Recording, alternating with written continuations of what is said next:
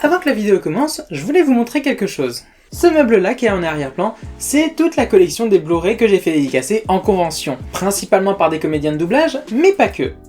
Je vais vous en montrer quelques-uns. Là par exemple, on a mon Blu-ray de Mozart l'Opéra Rock dédicacé par Florent Mott à l'occasion de la présentation de son nouveau projet musical Billets Romance, qui est franchement tout sa race. Ici on a mon Blu-ray de Pacific Rim dédicacé par Benoît Dupac. Et sinon on a cette édition du premier film Camp Rock dédicacé par Hervé Grull. Il y en a bien d'autres, mais je vous les présenterai dans une prochaine vidéo. Si je voulais vous en parler avant que la vidéo commence, c'est parce que je suis très contente de pouvoir intégrer dans le décor mon Blu-ray de Lego Batman, dédicacé par Philippe Valmont, la voix française de Christian Bale, et qui double ici du coup Batman, comme il l'a fait dans la trilogie du Dark Knight.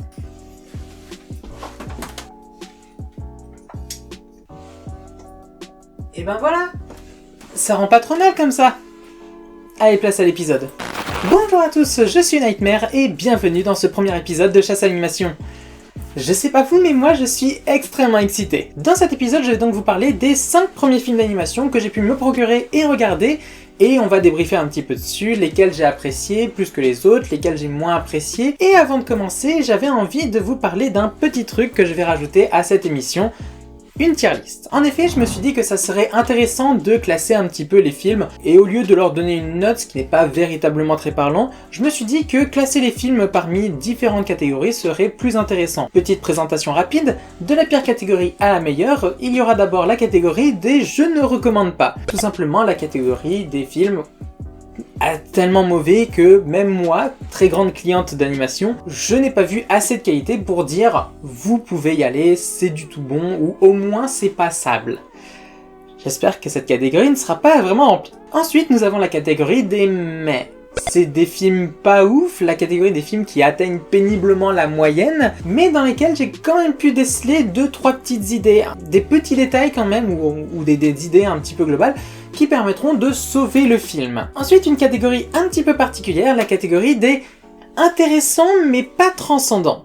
C'est la catégorie des films que personnellement je n'ai pas appréciés, mais où je peux facilement reconnaître que il y a des qualités indéniables, où on peut considérer ce film facilement comme un bon film, mais que personnellement c'était pas ma tasse de thé, j'ai pas adhéré. Voilà, ça arrive, ce genre de choses, et mon avis n'est pas parole d'évangile, donc voilà, il y aura des films qui pourraient rentrer dans cette case. Et ensuite, pour les bons films, en tout cas les films que j'ai appréciés, il y aura donc 4 catégories, avec pour commencer la catégorie des bons petits divertissements. Des films qui cassent pas 3 pattes à un canard, des films qui sont pas exceptionnels, mais devant lesquels je passe un bon moment. Ensuite, la catégorie des belles découvertes, ou des belles redécouvertes, en fonction de si j'ai déjà vu le film ou non, la catégorie justement des films qui sont juste tout simplement bons, avec certes quand même quelques petits défauts qui leur évitent d'être vraiment excellentissimes, mais des films qui sont sincèrement et véritablement bons à mes yeux. On rappelle qu'ici, on est sur une chaîne qui ne jure que par la subjectivité. Et enfin, les 2 dernières catégories qui vont départager véritablement l'excellence. Tout d'abord, il y aura la catégorie des petits coups de cœur. Voilà, c'est les films vraiment que j'aurais foncièrement adoré. Des films vraiment qui sont à ça vraiment d'être des vraies pépites à mes yeux. Et la dernière catégorie, ce sera la catégorie des chefs-d'œuvre, la catégorie des films qui sont tout simplement parfaits, où les défauts sont de l'ordre du chipotage véritablement, et où je ne trouve quasi rien à redire. Voici donc la tier list qui accueillera donc les 100 films de la chasse animation, et d'ailleurs, ne perdons pas plus de temps, et commençons avec le premier film. Et le film qui a donc le privilège d'ouvrir le bal de la chasse à l'animation, c'est donc le film d'animation Ainbo, Princesse d'Amazonie. Alors, tout d'abord, de quoi ça parle Ainbo ? Ainbo est une jeune fille vivant à Kandamo, en plein cœur de la forêt amazonienne. Alors qu'une malédiction semble s'abattre sur son village, amenant mort et maladie, Ainbo s'avérera être celle qui pourra sauver son village de l'emprise du terrifiant Yakuruna. Alors pour le coup, Ainbo c'est un film que j'avais déjà eu l'occasion de voir lors de sa diffusion en salle en 2021. Et quand je suis sorti de la salle, j'étais quand même assez ravi, je vais passer un bon petit moment, pas transcendant non plus, mais j'avais quand même bien apprécié le long métrage. Assez pour me dire que je l'achèterai et que je le reverrai. Mais c'est un film qui n'est pas exempt de défauts, même si certains défauts de ce film ne se sont pas directement dus au film lui-même. Mais je vais vous expliquer. Tout d'abord, un des trucs sur lesquels je voudrais revenir vis-à-vis de ce film, c'est la qualité de son animation. Tu le sens que c'est pas un gros studio derrière comme Pixar, DreamWorks ou Disney Animation Studios par exemple. Je dis pas que c'est un film qui est hideux à regarder, au contraire il a de belles couleurs, il a de belles images à proposer, mais c'est dans l'animation certains détails qui sont un petit peu... ça choquera sûrement pas les œils les moins avertis, mais... Moi qui ai l'habitude de voir beaucoup d'animations, j'ai vu pas mal de défauts. Comme par exemple la fluidité dans les mouvements des personnages qui manquent de finition par moment, ou pour donner un exemple concret vis-à-vis d'une scène bien précise, l'eau. À un moment dans le film, le personnage d'Ainbo ainsi que les personnages qui l'accompagnent à ce moment-là sont obligés de sauter dans le vide et d'atterrir dans l'eau. Quelque chose d'assez basique scénaristiquement. Et au moment de l'impact, au moment où elle rentre dans l'eau, du coup, il y a l'éclaboussure qui apparaît et... Encore une fois, tu le sens qu'il n'y a pas un gros studio derrière. Parce que vraiment, l'éclat de l'eau paraît vraiment grossier en 2021. Parce qu'avec Vaiana, la légende du bout du monde, depuis 2016, il y a un standard vraiment assez élevé sur la qualité de l'animation de l'eau en images de synthèse. Alors depuis Avatar 2, j'en parle même pas. Ça peut paraître injuste parce que, encore une fois, c'est pas un gros studio derrière, donc il n'y a pas forcément les mêmes moyens, et du coup les mêmes finitions qui sont possibles, mais quand t'as un film qui a imposé un standard, forcément, quand le standard n'est pas respecté, ça se voit. Cela dit, même si j'ai l'impression d'être méchant avec le film, dans sa globalité, l'animation est très jolie encore une fois. Juste, je me permets de chipoter un petit peu avec lui. Qui aime bien, châtie bien comme on dit. Mais si j'ai commencé par chatouiller le film avec un petit défaut, il y en a un qui m'a un peu plus dérangé, c'est la structure scénaristique. C'est très jeu vidéo pour le coup. Ce que j'entends par là, c'est que c'est un film qui emprunte beaucoup aux mécaniques de construction d'un jeu vidéo. Le personnage principal a un hub dans lequel il va évoluer, puis ensuite il va devoir se rendre à un point A avec un objectif, puis un PNJ va lui donner un nouvel objectif une fois qu'il aura atteint le premier point, pour se rendre à un autre objectif avec un autre PNJ à ce moment-là, etc. jusqu'au boss final. C'est très dans cette construction-là, Ainbo. Est-ce que c'est un défaut pour le coup ? Oui et non là encore. Parce que cette structure scénaristique de niveau en niveau permet de plutôt bien rythmer le récit, mais le fait que ce soit autant visible fait que ça manque de fluidité quand même. Donc ça a ses avantages, mais c'est quand même un petit peu gênant, on va pas se le cacher. Ensuite, autre point qu'il faut aborder, si vous avez vu la jaquette vous savez de quoi je parle, le Star Talent d'Audrey Lamy. Je trouve sincèrement que le Star Talent d'Audrey Lamy fait partie de ces Star Talent où tu sens qu'elle avait bien envie de faire, mais que le résultat n'est pas spécialement là. Tu sens qu'en castant Audrey Lamy, ils ont voulu donner au personnage de Ainbo une sorte de voix un petit peu comme celle que Dorothée Pousseau pourrait donner par instant. Le problème, c'est que c'est Audrey Lamy et pas Dorothée Pousseau. On va pas y aller par quatre chemins, même si on sent une volonté de bien faire, tu sens que par moments elle est fausse, surtout dans les moments de tristesse.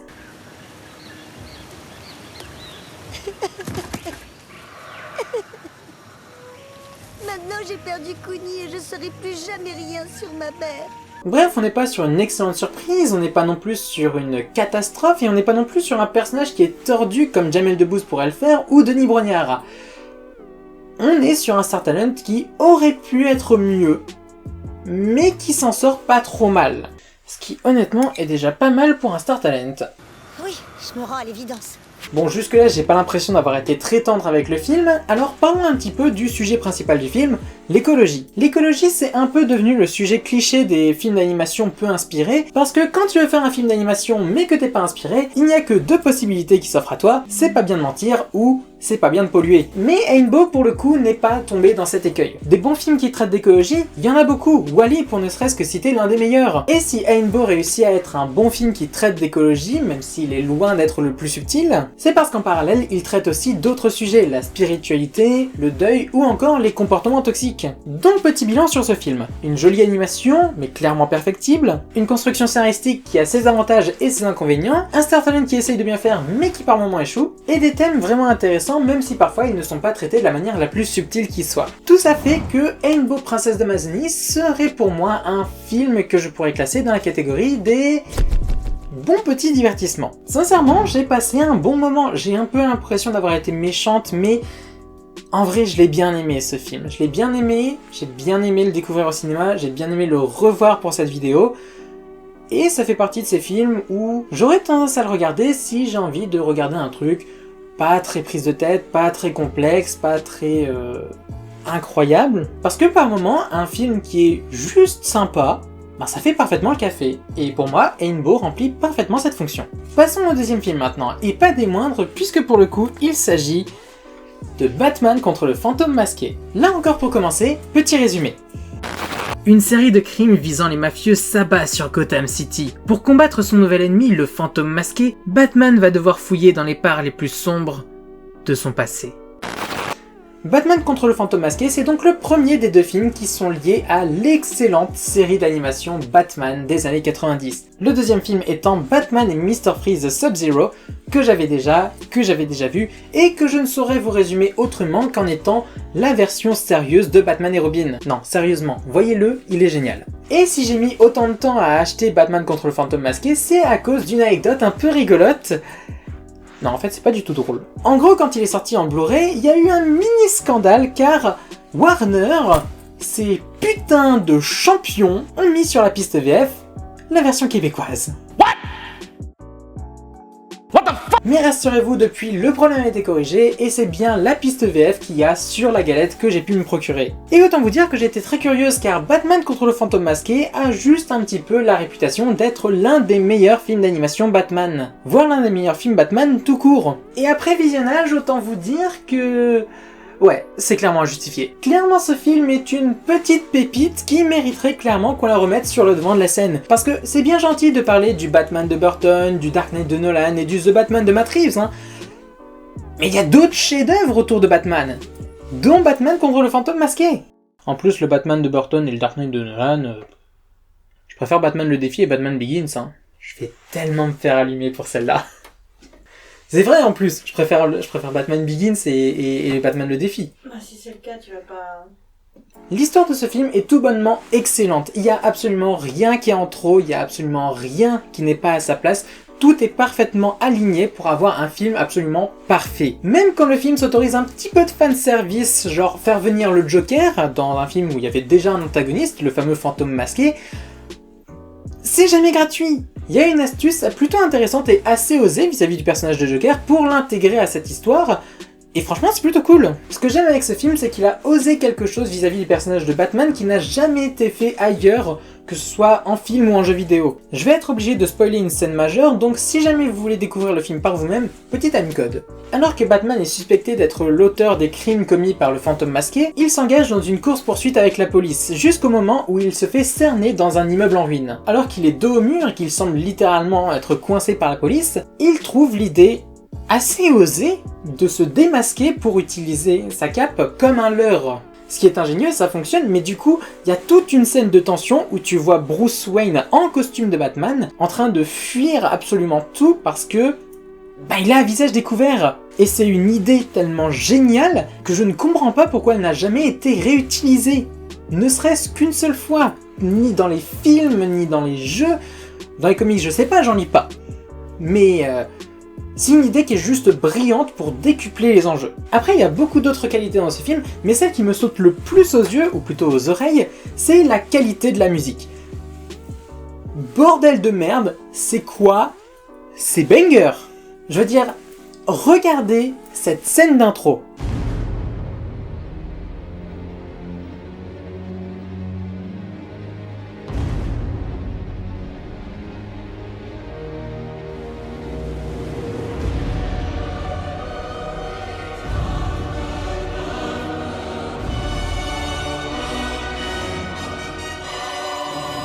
C'est putain de beaucoup trop épique. Très sincèrement, je vais m'arrêter là parce qu'il y a tellement de qualités, notamment les personnages qui sont exclusifs à ce film que j'aurais voulu voir dans d'autres œuvres. Il y a tellement de qualités dans ce film que je pourrais vous en parler pendant des heures, véritablement. Alors du coup, on va faire simple. Batman contre le fantôme masqué, c'est un chef-d'œuvre. C'est pas une belle découverte, c'est pas un petit coup de cœur, non. C'est un vrai chef-d'œuvre qui, j'ose le dire, met à l'amende certains des films les plus populaires et les plus qualitatifs autour du Chevalier Noir. Comme The Batman par exemple. Là encore, je sens que je vais me mettre des gens à dos. Passons au troisième film. Pour le troisième film, je vais donc vous parler d'un film qui est sorti l'année dernière, Icare. Alors Icare, de quoi ça parle ? Icare, fils de l'inventeur Dédale, tombe un jour dans les palais du roi Midas sur Astérion, fils bâtard de la reine Pasiphae, mi-homme mi-taureau. De cette rencontre naîtra une amitié qu'Icare cherchera à défendre envers et contre tous. Pour le coup, je vous avoue, ça va aller assez vite parce que j'ai pas grand chose à dire sur Icare. D'un point de vue scénaristique, j'ai pas grand chose à dire. Voilà, c'est une relecture des mythes grecs. Relecture qui est plutôt intéressante, la manière d'en mélanger certains. Mais voilà, je m'y connais pas plus que ça en mythologie grecque. Je connais ces mythes dans les grandes lignes, mais voilà, je les connais pas assez pour me dire, voilà, telle différence il y a entre le mythe originel et la relecture. Disons que dans l'ensemble, le mélange des différents mythes fonctionne bien et forme une bonne histoire. Non, je vais essayer de m'attarder un petit peu plus sur la qualité de l'animation parce que pour le coup, c'est vraiment intéressant. C'est un film du coup qui utilise un subtil mélange d'animation 2D et 3D. Tout ce qui est lié au personnage est en 3D, mais les décors, eux, ont été conçus en 2D.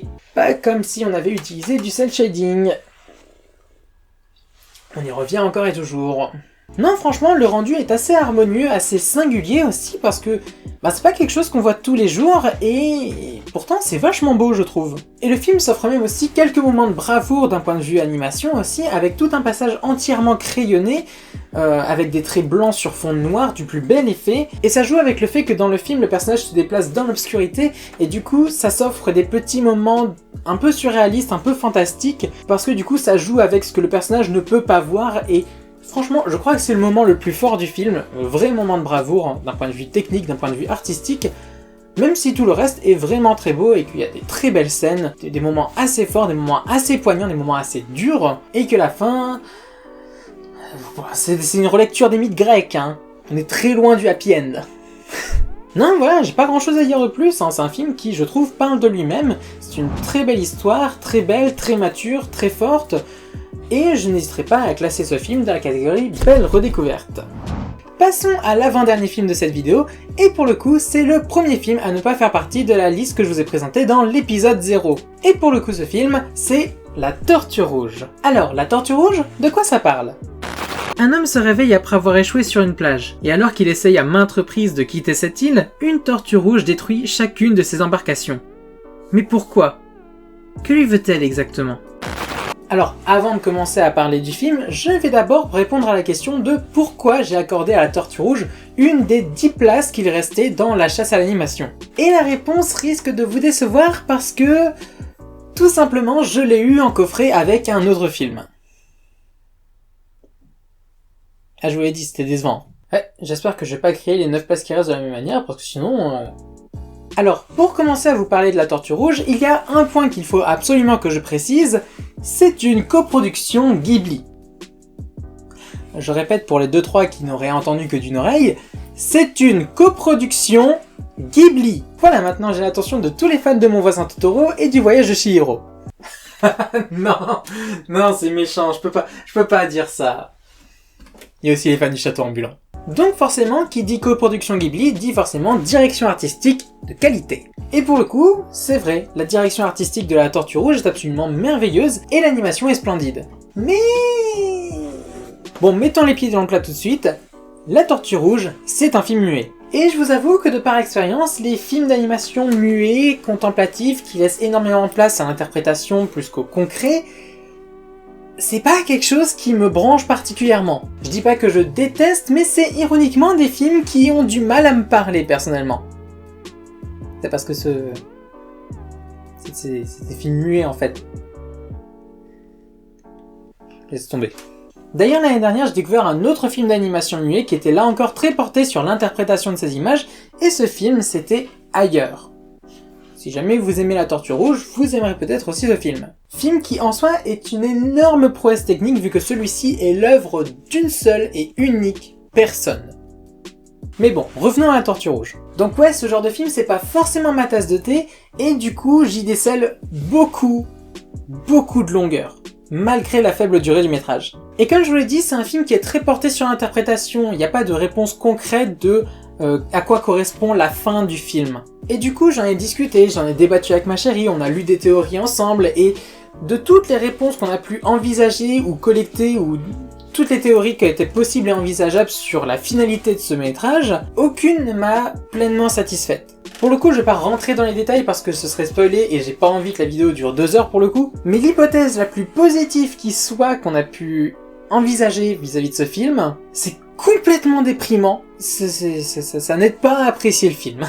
Donc voilà, je vais pas spécialement être tendre avec ce film parce que voilà, il m'a pas parlé, c'est quelque chose qui m'a pas spécialement plu, mais je reconnais des qualités qui lui sont indéniables et je me dis ouais, il m'a peut-être pas parlé, mais peut-être qu'il parlera aux autres. Et du coup, je le rangerai dans la catégorie intéressant mais pas transcendant. Et enfin, concluons ce premier épisode avec le 5e et dernier film, Le Sommet des Dieux. Tout de suite un résumé. Un jour à Katmandou, Fukamachi, un reporter japonais, semble reconnaître un alpiniste prénommé Abu, porté disparu depuis des années, avec en sa possession un appareil photo qui pourrait changer à tout jamais l'histoire de l'alpinisme. De là commencera une enquête qui le mènera jusque sur les plus hauts sommets de la Terre.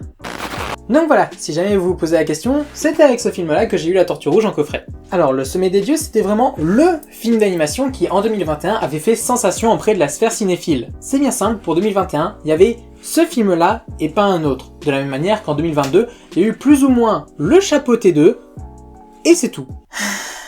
Va falloir faire un effort les gars, hein. C'est pas avec un film d'animation par an dans vos tops que vous allez redorer le blason de l'animation. Hein. La balle perdue pour les collègues, c'est fait.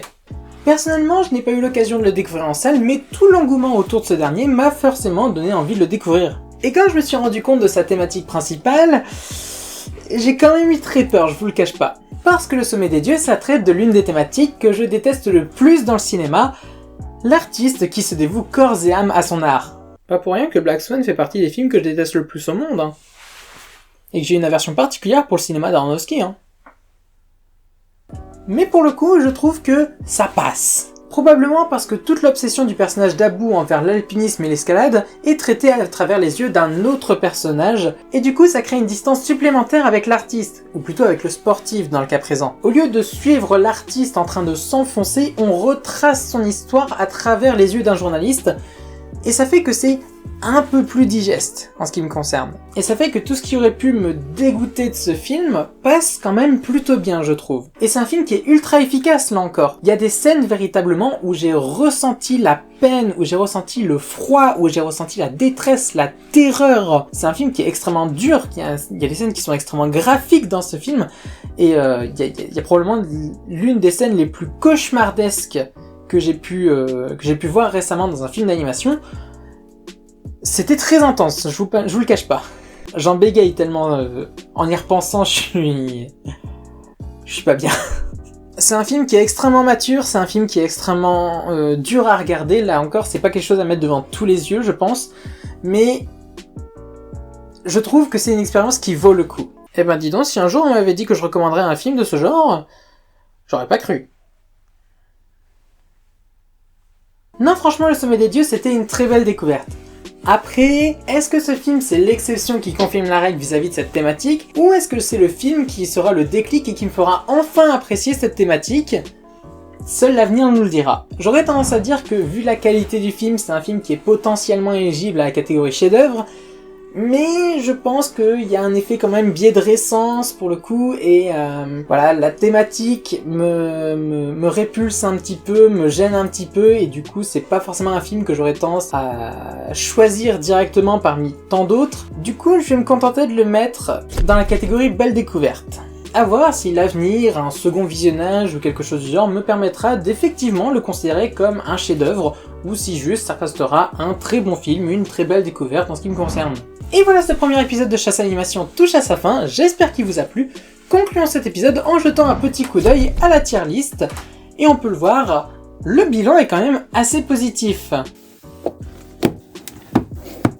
N'hésitez pas à me dire ce que vous avez pensé de ces films, et si vous ne les avez pas vus, n'hésitez pas à me dire quels sont les films que vous avez envie de découvrir parmi ceux-là. Et on se retrouvera le mois prochain pour un nouvel épisode de Chasse Animation, avec entre-temps des nouvelles vidéos pour vous faire patienter. Et en attendant, je conclus ce premier épisode avec un objectif rempli à 5%, et en attendant, n'oubliez pas de mater des films, et moi je vous dis à la prochaine pour une nouvelle vidéo.